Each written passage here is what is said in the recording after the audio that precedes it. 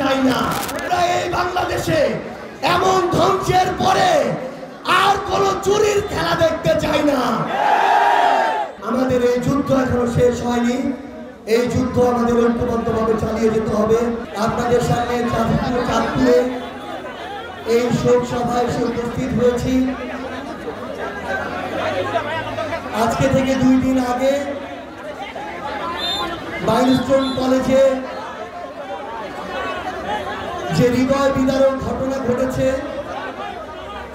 আমরা নিষ্পাপ ছোট ছোট সন্তানদেরকে হারিয়েছি, ভাই বোনদেরকে হারিয়েছি। তাদের জন্য আমাদের অন্তরের অন্তঃস্থল থেকে দোয়া। যারা আমাদেরকে ছেড়ে এই পৃথিবী থেকে চলে গিয়েছেন, আল্লাহ যেন তাদেরকে জান্নাত নসিব করেন। যারা এখনো হাসপাতালে ওই দগ্ধ শরীর নিয়ে ব্যথায় কাতরাচ্ছেন, আল্লাহ যেন তাদেরকে দ্রুত সুস্থ করে দেন। তাদের যে ব্যথা, সেই ব্যথাকে প্রশমিত করে দেন। যখন আমাদের নবী সাল্লাল্লাহু আলাইহি সাল্লামকে আগুনে নিক্ষেপ করা হয়েছিল, আল্লাহ সেই আগুনকে শীতল করে দিয়েছিলেন আমাদের নবী সাল্লাল্লাহু আলাইহি সাল্লামের জন্য। একইভাবে নিষ্পাপ শিশুদেরকে যেন আল্লাহ তাদের ব্যথা প্রশমিত করে দেন। সংগ্রামী সহযোদ্ধারা, আমরা আর বাংলাদেশে তদন্ত কমিটির খেলা দেখতে চাই না।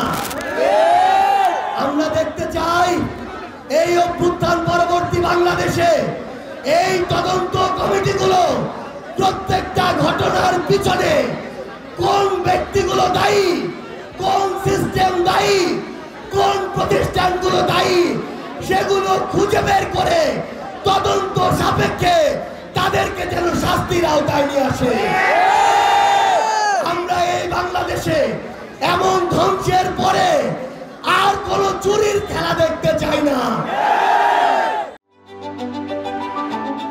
Hire Google TV, endless color, smart living. প্রত্যেক আমাদের আহত ভাই বোন, যারা আমরা যাদেরকে হারিয়েছি, তাদের পরিবারের পাশে এই সরকারকে নিজের সর্বোচ্চটুকু দিয়ে দাঁড়াতে হবে। তাদের ওই নিষ্পাপ সন্তানদেরকে ফিরিয়ে দেওয়ার মতো সামর্থ্য এই পৃথিবীতে আর কারো নেই।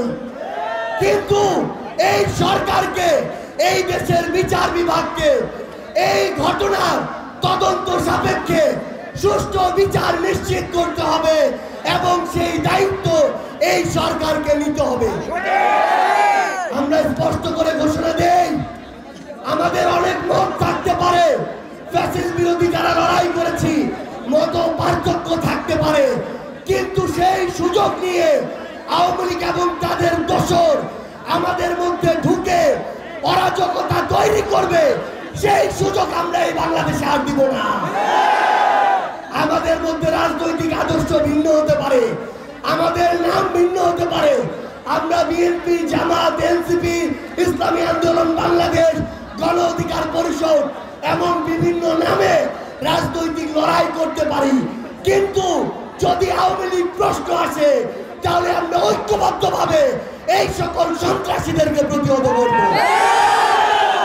সংগ্রামী সহযোদ্ধারা, আমাদের নিজেদের মধ্যকার মত পার্থক্যে ফাটল ধরিয়ে সুযোগ নেওয়ার জন্য অনেকে বসে আছে।